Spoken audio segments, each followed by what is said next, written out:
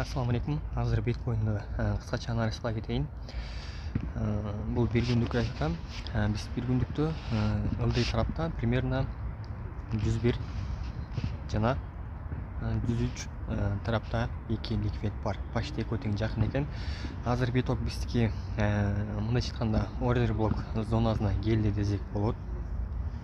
Акыркы точкага ходту мен ордер блок зонасына карап баштайм. Бул бір күндүк менен караганда егер 4 сааттык өтүүгө келсек, бул жерде биз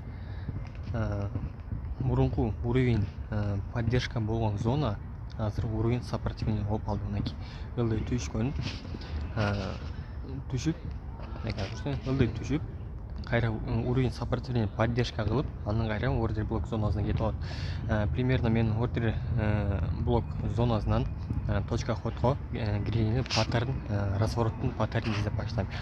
Эгер бул жерден дагы болбой, ылдыйга тренд ылдыйга караса, мисалы өйдөгө кетпей, мынакей өйдөгө кеткен тренд өйдөгө мындай жогорулап баштайт.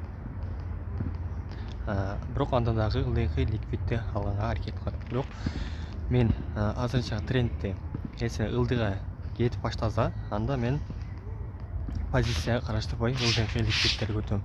Ылдыйкы ликвидтер уже бизде 103.655, андан кийинкиси 101.600 и 567 болуп эсептелинет. Так что азыр менде позиция жок бул битокто, ичкире элекмин. Так что күтүп отурабыз. Ордер блок зонасын мен четкий точка ходко караштырып баштайм. Күтөбүз.